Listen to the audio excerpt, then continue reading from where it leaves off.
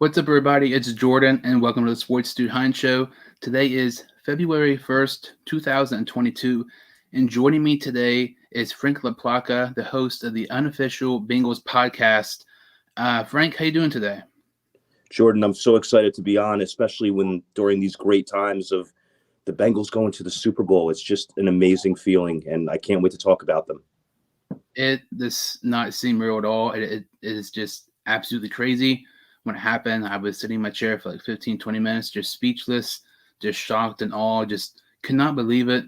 It seems too good to be true right now that the Bengals are in the Super Bowl for the first time in over 30 years.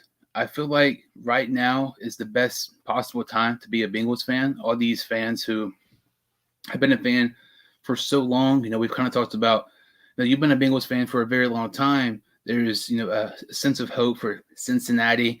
And, this looks like one of the best Bengals teams of all time. And if we just won one more game, we finally will be winning our first Super Bowl. But before we kind of talk about the AFC Championship game and our amazing comeback against the Chiefs, can you kind of talk about, how you became a Bengals fan and everything like that? Yeah, I've told this story a couple times on my show, and it's kind of a weird one. But I'm a little bit older than you. I've been a Bengal fan since 1976. And what had happened back then, I was just really young and just looking for a team to like. Coming from the New York area, my parents were Jets fans and Giants fans, and I kind of just wanted to follow my own path. So I had some football cards, and I always seemed to be attracted to the Bengals colors. And I had a Ken Anderson and a Rufus Mays football card. I don't know, Booby Clark, guys like that back then. Some forgotten names, and I did like the colors. And I had a dog that was a beagle. And I know this is going to sound a little corny, but beagle sounded like Bengal. And so I just started getting attracted to the Bengals. No one else liked him. I always liked being different than the crowd.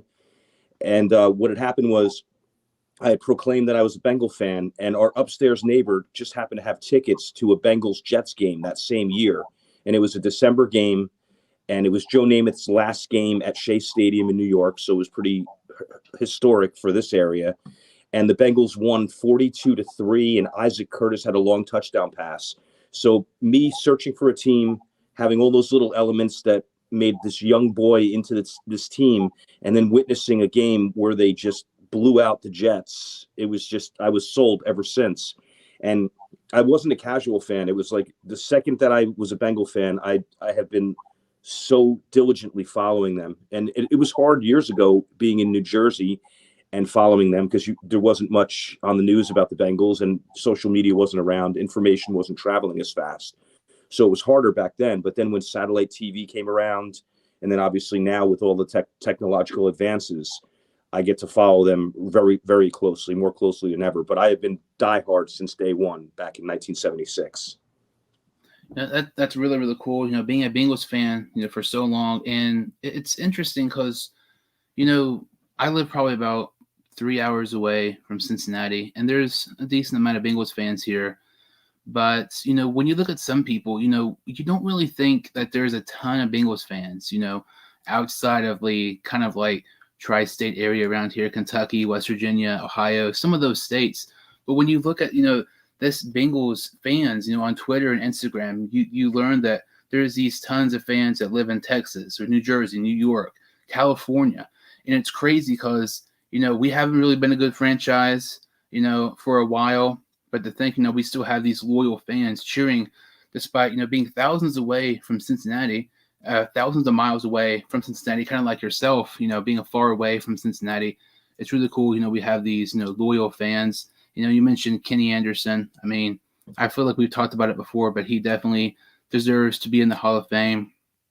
And that's really, really cool. That was a cool story, how you grew up to be a Bengals fan and, being a fan since, in the 70s, despite, some of the, bad things in the 90s and even the 2000s at times, hopefully with just one more game, it'll all be worth it once the Bengals, hopefully beat the Rams in Super Bowl 56. So what were your kind of talking about the AFC Championship game, what were your kind of initial thoughts, the first half or so of this Bengals Chiefs game?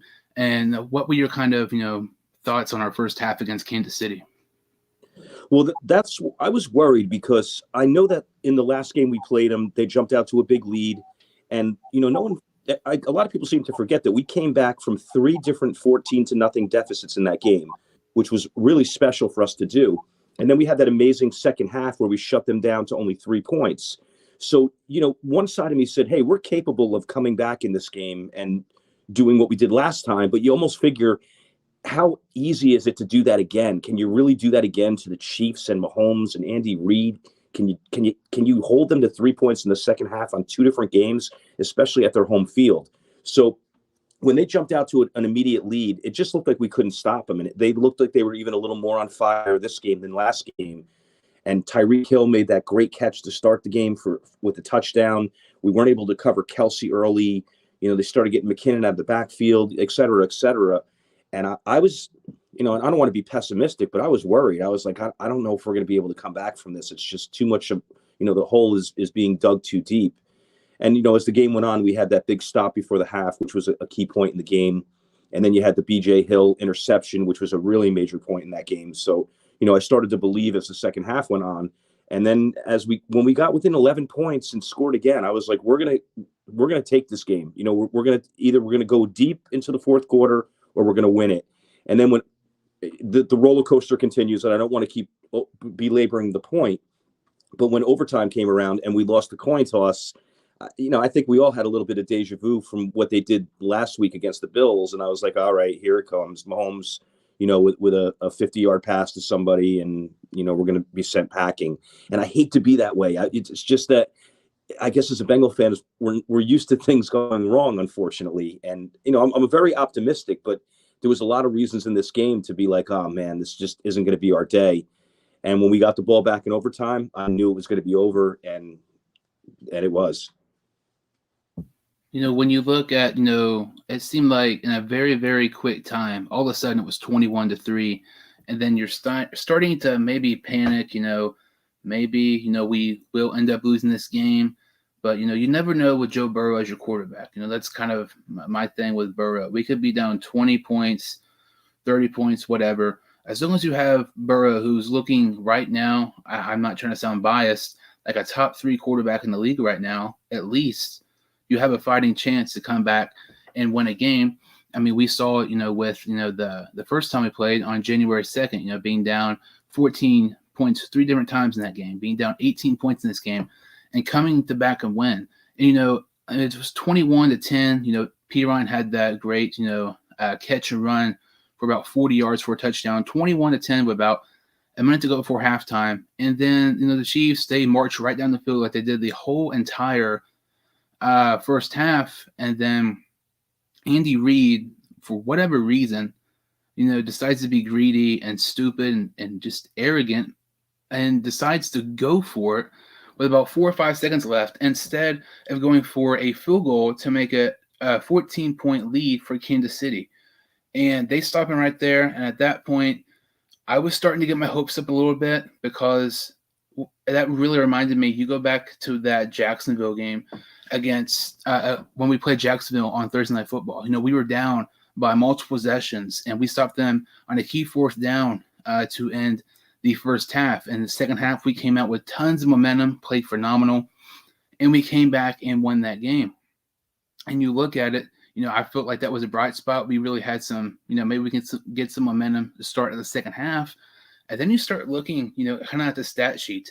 And it's one of those things, it's like you watch the game and you see the stats, and some stats can be deceiving.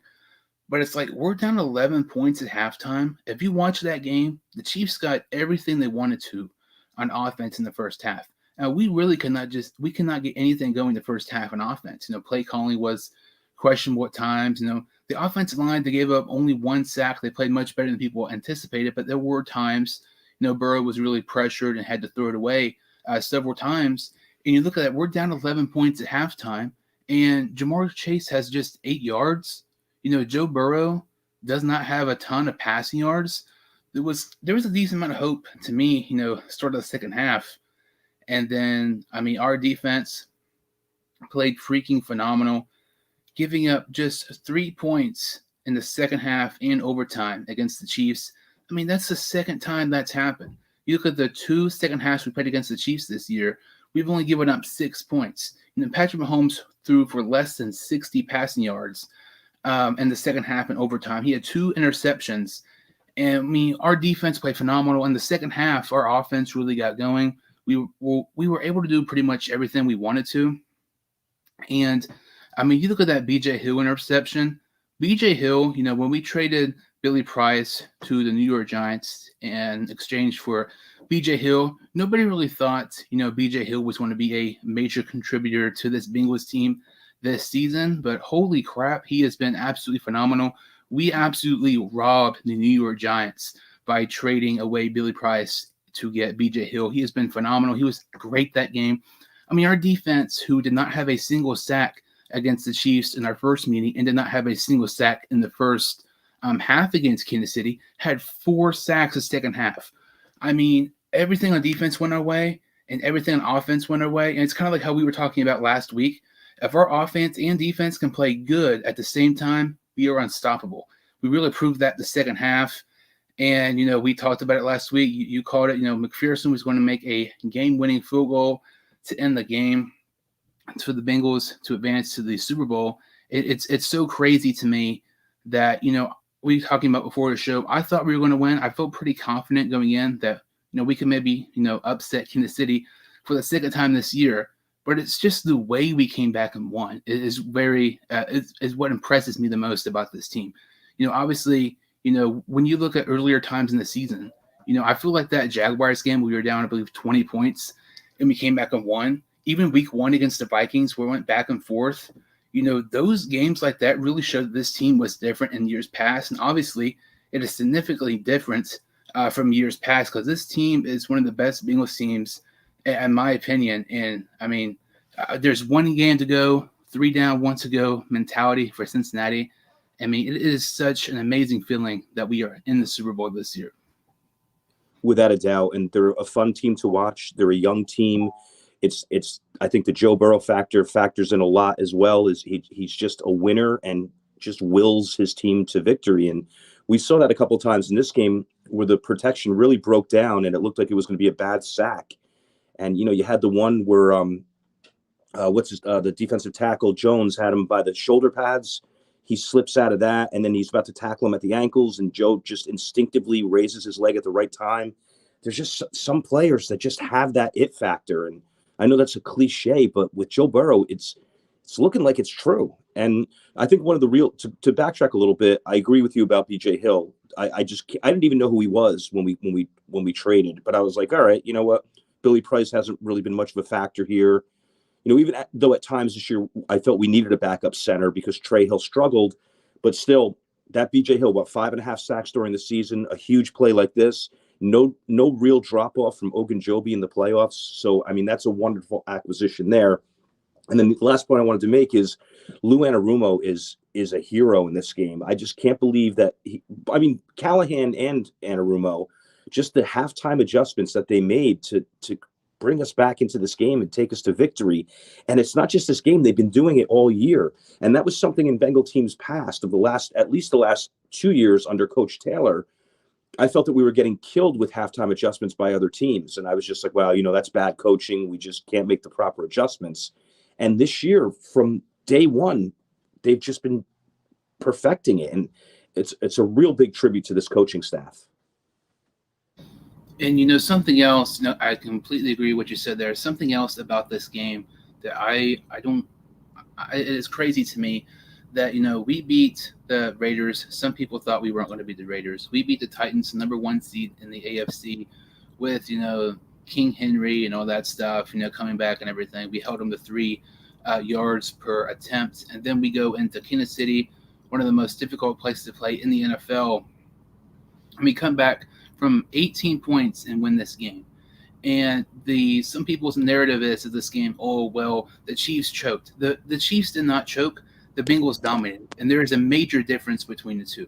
When you look at this game, the first half, the Chiefs were great. And the Bengals didn't even play that good. But the fact that they were still only down 11 points really proved how good this Bengals team was. Despite nothing going the way, they're only down 11 points. And then you look at the second half. We did everything we wanted to on offense and defense. We could do pretty much whatever you want. And we come back from 18 points and beat the Chiefs, who lots of people thought they were going to win the Super Bowl, in Arrowhead, and have Patrick Mahomes have 2 interceptions. And also, the narrative, even going back to January, 2nd, the first time we played this year, the Chiefs choked. Once again, the Chiefs did not choke. The Bengals dominated. And I know I just said that there is a significant difference between these two. The Bengals are proving they are a great team because they've come back from numerous occasions and won games this year. I mean, the first meeting, we were down 14 points, 3 different occasions in the game, and come back and win. And it's one of those deals that's like, we are doing everything that nobody thought we were going to do this year. I mean, even us being Bengals fans, I don't think anybody expected us to actually be this far, in the postseason and actually be in the Super Bowl in Joe Burrow's first full season. And despite us still, proving people wrong and, getting some upset victories and coming back from behind against great teams, people still try to not give us the full credit. Kansas City choked. The Bengals were just the better team. And I feel like once again, they proved that for the second time this year. 100%. And you think about it, we beat the Chiefs twice. We beat the Ravens twice. I know one of them was with the backup quarterback, but we killed them when they had Lamar. We beat the number 1 seed on the road. The Chiefs were the number 2 seed. We beat them on the road. We beat a Raiders team that was hot at the time. We swept Pittsburgh. It's like, I don't know how many boxes we have to check to get the respect that we deserve. I posted something on Twitter a couple of days ago. I don't think anybody possibly could have imagined that we were going to sweep the Steelers, sweep the Ravens, and sweep the Chiefs. Like, that is absolutely insane. And it just goes to show how much, Burrow means to this team, and he has done a tremendous job. It is still crazy to think that we are actually, in the Super Bowl playing against the LA Rams and Super Bowl 56. And then, when the Bengals game ended against, the Chiefs, and were able to, advance to the Super Bowl, then there was the NFC Championship game between the 49ers and the Rams. In this game, I was really, really, really pulling for the 49ers because I felt like they do not have nearly as great of a roster as the Rams do. And I know we've already lost to the 49ers, earlier this season. But, when you look at records and when you look at teams, it's all about when you play somebody. For instance, the second game of the season, when we played the Bears, we lost, which is crazy because we play right now, we probably beat them by like 20 points. It's all about when you play somebody. We played the 49ers right before we started getting hot on our win streak. And, obviously, they blew a 10-point lead against the Rams, and we ended up playing the Rams in their home stadium. But I was really hoping we ended up playing the 49ers and especially, get some revenge on them for beating us in the Super Bowl, our first 2 times being in the Super Bowl. So what were your kind of reactions to this Rams 49ers game, and who were you kind of pulling for in the NFC Championship game? Very similar to you in that aspect.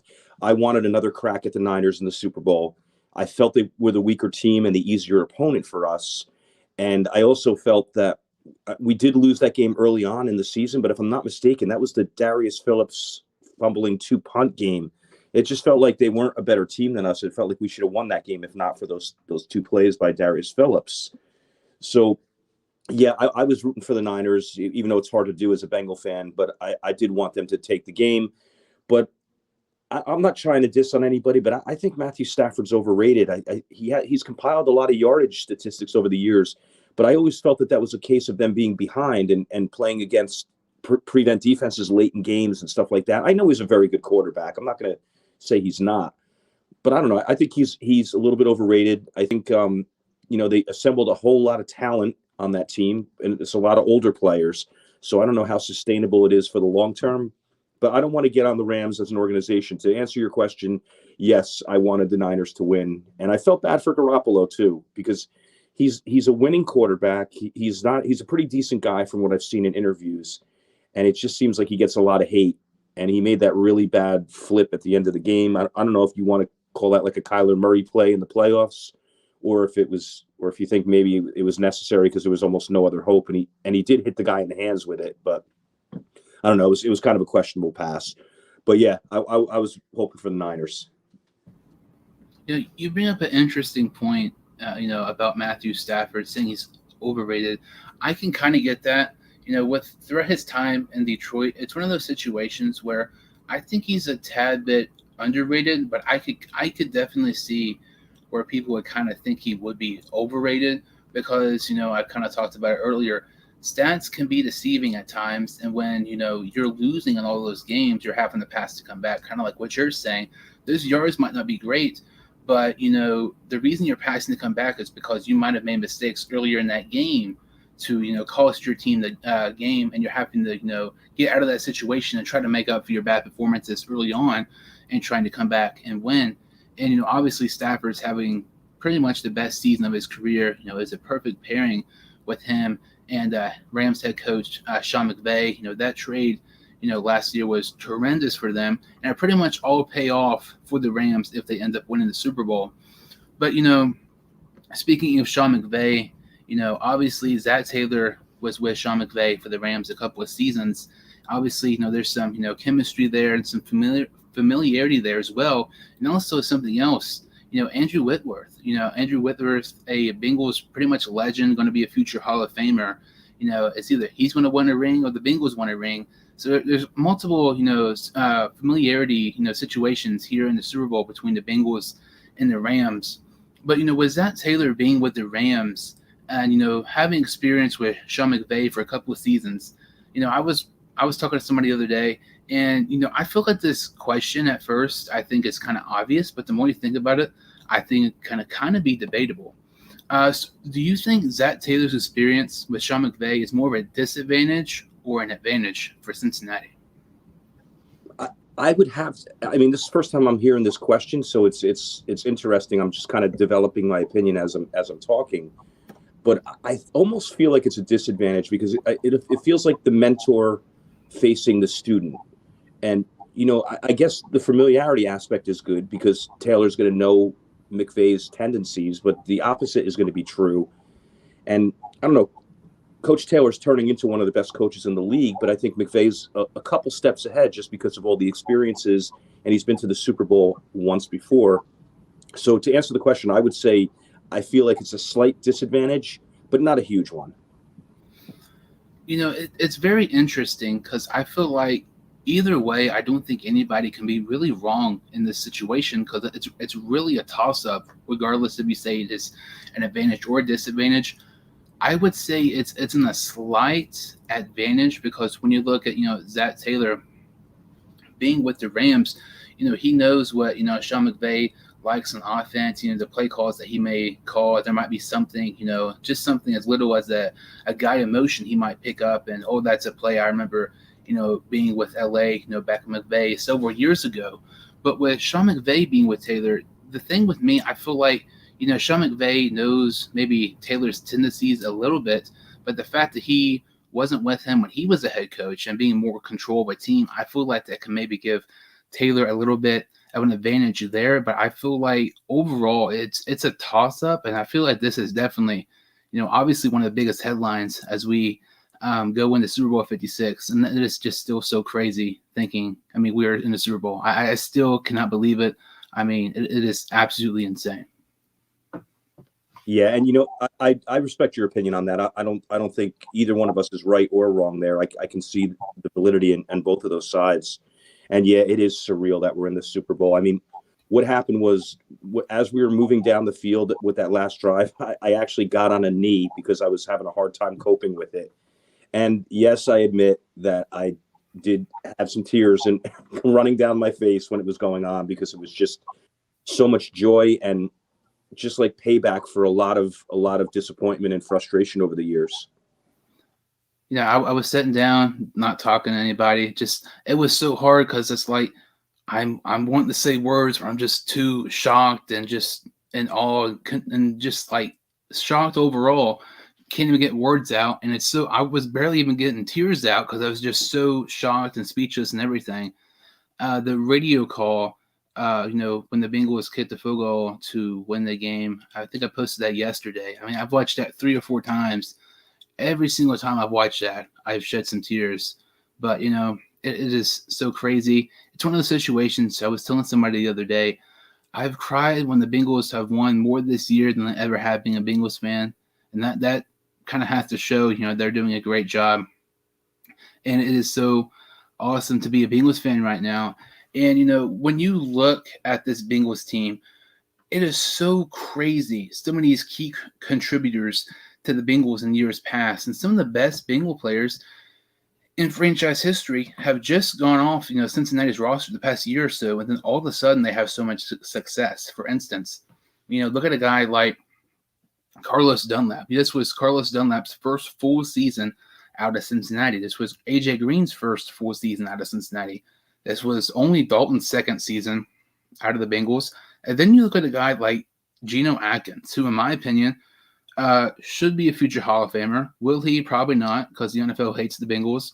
But if he was with the Steelers or Cowboys, I honestly believe he'd probably be like a first ballot Hall of Famer or something. But Geno Atkins is still a free agent. And, a couple of weeks ago, we kind of talked about, should the Bengals sign Geno Atkins? And there was lots of people talking about, should the Bengals maybe sign, the one of the best players in franchise history for their postseason run.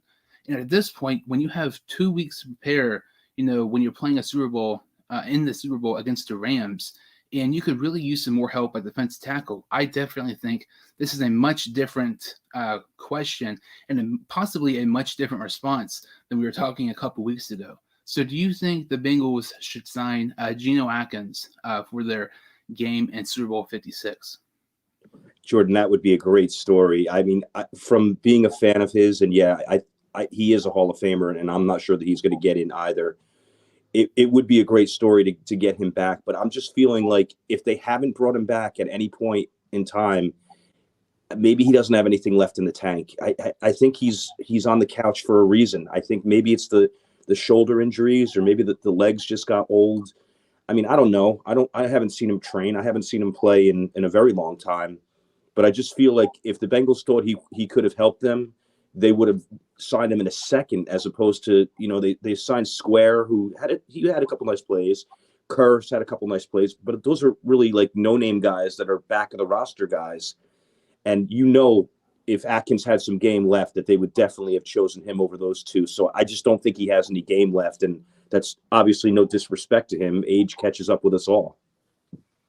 Yeah, that's a very interesting, answer, because a couple of weeks ago I was kind of, not totally for, not totally against it. But now I feel like since you have a full, basically 2 weeks to prepare for this game, and, you kind of mentioned some of these defense tackles who, honestly, I mean, no disrespect to them, they're kind of, no names that Bengal fans haven't really heard of, guys like Square and Kerr, been brought up from the practice squad. To me, I would love it if the Bengals sign Atkins. I was not really for it a couple weeks ago, but now, I mean, since you have so much more time to prepare, and I would really like it, to have guys more experienced at defensive tackle position. And it's one of those deals, if they win or lose, regardless, it's going to be Atkins' last game. But I also agree with your, answer. There has to be a reason why Atkins hasn't, been signed. To me, that's very just strange and odd and kind of crazy that a guy who's been one of the best defensive tackles this past decade, you take Aaron Donald away from the equation. I think there's certainly a debate that Geno Atkins has been the best defensive tackle in the entire NFL the past decade or so. Up there, we know with Fletcher Cox of Philadelphia and some other people, but I don't get why he hasn't been signed, especially, when you look at guys like Mike Zimmer, who's already had experience with Atkins and some of these other guys. I would love one of the Bengals sign Atkins, but the fact that they haven't, to me, is kind of, showing that, Atkins really might not have nothing in the tank, kind of like you mentioned.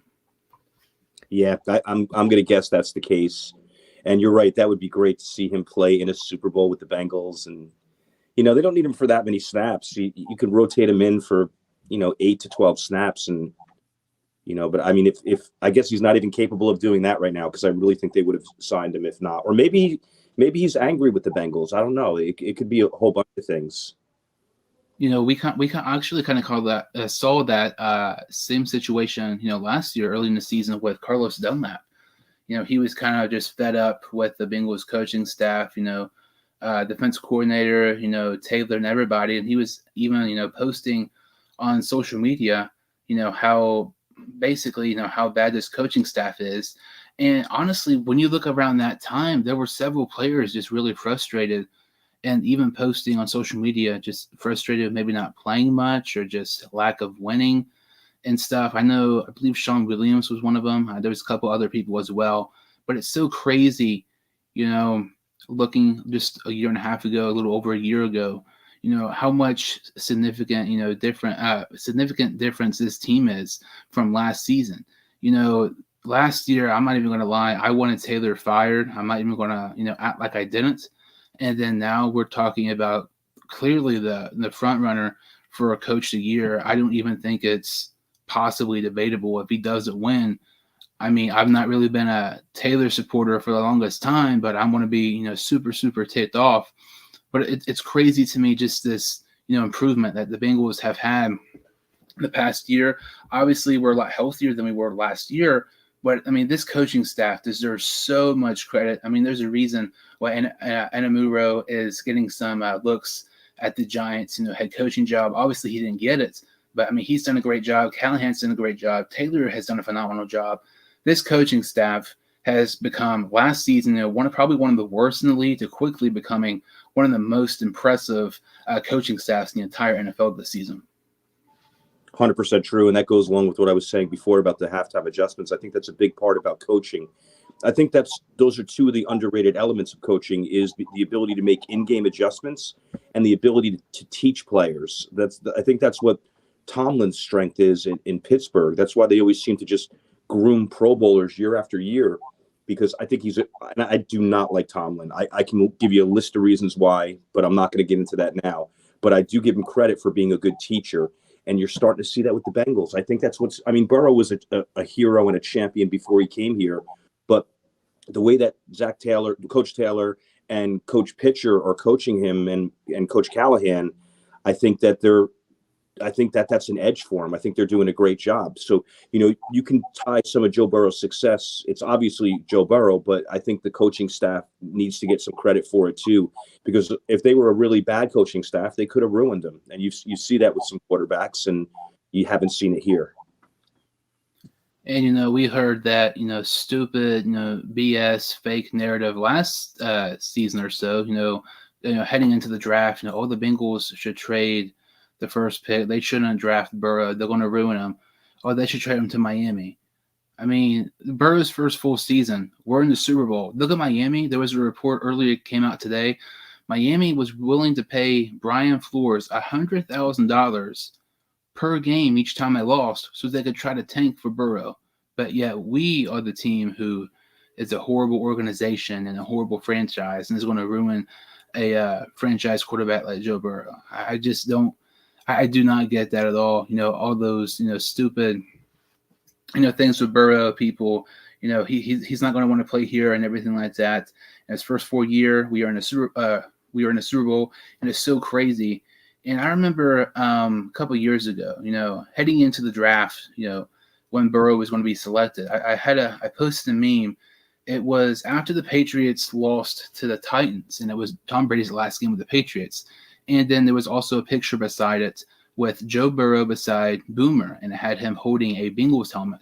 And it said, when one dynasty ends, a new one begins. And it's crazy because I don't think anybody thought the Bengals were going to be great this season, in the Super Bowl. But it's also crazy, when you look at a guy like Tom Brady, who is the best quarterback of all time. I really don't think it's possibly debatable. 7 Super Bowl victories, played 22 seasons. And, he's retired, it was officially announced he was retired today, kind of surprised some people in the NFL. I know it's not really a Bengals related topic, but what are your thoughts on Tom Brady retiring from the NFL? Well, I do agree with you. He is the greatest quarterback of all time. You can't deny it. I mean, on top of the 7 Super Bowls, I don't know what it's been, like 12 or 13 AFC Championship games. I don't know if I have my stats right there, but it's just like either he was on the best team or the second best team pretty much every year of his career. He's an amazing quarterback. He's an inspirational guy. I have a lot of respect for him. He is the greatest to have ever played. As far as his retirement, I thought he was going to keep going. He talked about wanting to play till 50 even. I mean, maybe that was just an exaggeration on his part. But he was at the top of his game this year, and I thought that he was going to stay around a little bit longer. I think a couple factors are factoring in. I didn't think he had a good playoff game, and I don't know if that means that he was going to start tailing off, but he knows his body. Maybe he feels like he didn't have that much left in the tank, even though we all thought he did. And I think a lot of it is Tampa Bay's situation too. I know they have some guys that are going to be leaving in free agency. They're not going to have the same core that he had, and I think he felt that the team around him would be a little weaker. So he's probably feeling like his skills diminished a little bit. The team's going to be a little bit weaker. He's dodged major injury for his whole career, except that one ACL when he was very young. And he mentions the family, that factors in too. And he doesn't really have much more to prove. He's probably thinking, I'm not going to get back to another Super Bowl, and that's all I care about. So let me go out on top. And, that's a pretty heroic way to go out. But you never know with someone like him. He might sit out a year and come back. You just never know. I was kind of surprised that he ended up retiring, because when you think of Tom Brady, you think of, one of the most competitive players, not just in the NFL, but in all sports in general. He does whatever it takes to win. I really thought, he was going to retire when he won a Super Bowl. It kind of surprised me a little bit that, he retires without winning a Super Bowl. He just, kind of retires and kind of shocks some people. And it's so crazy to me. And I really don't think this could be said for really anybody else in NFL history. A guy who's in his mid-40s retires. He's won 7 Super Bowls. I believe he's 42, 43, something like that. He retires, and people still say, oh, well, he had a couple good years left as a quarterback. Like, that is insane. And it really proves, the legacy that Tom Brady has put on the NFL. I really don't think the NFL is going to be the same again. And it's so crazy because when, you have a guy like Tom Brady retiring this year, and I mean, even a guy who I cannot stand, I don't think any possible Bengal fan could like him. I mean, a guy like Ben Roethlisberger, who's also retiring. And who knows? And I think we talked about it a week or so ago. I mean, Rodgers could possibly retire, maybe even Russell Wilson. Like, some of these guys who, kind of getting the verge up there in years and possibly retiring. And it's so crazy, the face of the NFL is changing. When you look at these quarterbacks we've seen for so many years, like the Manning brothers, Breeze, and some of these other guys who have also retired as well. You don't know who those next quarterbacks are, at times. But then you look at these, core 4, in my opinion, these 4 quarterbacks who are going to lead the NFL for years to come, in no order. I mean, Mahomes, Josh Allen, Herbert, and Burrow. And it's such a great feeling that when you think of the face of the NFL for the next 10 to 15 years, that you have one of those quarterbacks that are going to be the face of the NFL and face of the National Football League, who's going to, help you, hopefully for multiple Super Bowl victories in Joe Burrow. But I just cannot believe Brady retiring. It's still kind of crazy to me. It's kind of like the Bengals being a Super Bowl. It's like you say it, but it's just like until you see the Bengals in the Super Bowl and until you see, the next season Tom Brady not playing, it just still does not seem real. It's really wild to me, Brady retiring and the Bengals being in the Super Bowl within a 2-day span. That is definitely something I did not think that was going to happen this year. Yeah, this league is always going to be interesting, and that's what's going to keep us hooked on this for the rest of our lives. And you mentioned the Big Four. It's so unfortunate that they're all in the AFC. I mean, we're obviously going to go to a bunch of title games and hopefully a bunch of Super Bowls because we have probably the best one of them all, in my opinion. But that's a lot of good talent to have to go through every year. And, something else, when you look at Tom Brady, it's going to be weird, not seeing him play in the NFL. I've never really been a fan of him, but I feel like he's been much more, I guess, likable ever since he's went to Tampa Bay. He seems more, funny and, stuff like that. And when you look at a guy like Brady who's retiring and, from Tampa Bay, you look at that Bengals 2022 schedule, team we were going to play was Tampa Bay. Like, the worst thing about Tom Brady retiring, in my opinion, is that we are never, ever, ever going to see a Tom Brady versus Joe Burrow. And I feel like, some people say, in basketball, Michael Jordan never got to play against LeBron James. I feel like this is going to be one of those situations 15 years from now. Oh, we never got to see a Tom Brady versus Joe Burrow. It would have been an amazing game. But to me, I feel like that's probably one of the biggest reasons why I'm so upset Brady's retiring. I just really, really want to see Tom Brady against Joe Burrow because, I mean, that would be an amazing matchup, and that'd be one of the best games in a very long time. Oh yeah, that would have been fun to see. I thought that might have been a chance to see that in the Super Bowl eventually, but you know what? We have our Tom Brady now, so we're going to go on to a lot of big games and a lot of big victories, and Tom can enjoy his retirement. And it's so crazy when when you think about Burrow, and even coming out of the draft, some people compared him to Brady, and I feel like that's somebody you can compare him to, but I feel like Burrow, it's just he's one of those guys. I don't know if he has a guy he's similar to. I feel like honestly, and he reminds me of Tom Brady at times, but in other ways he's just like a Joe Burrow. Like he's himself. There's nobody who you can compare him to, or you can't compare him to others because he's himself. He's not somebody you can compare, because I really feel, and I'm not trying to be biased, when you look at 10 15 years from now, when you think of Tom Brady's legacy he had in the NFL and all these Super Bowl victories, I'm not saying Joe Burrow is going to win 7 Super Bowls, that's not what I'm saying at all, but I feel like Joe Burrow definitely has what it takes to be one of these Tom Brady, Peyton Manning, Aaron Rodgers, who could ultimately end up being like a top 5 quarterback of all time if he keeps it up. 100%. He has all the tools, the leadership, and the intangibles to go on to a Hall of Fame career.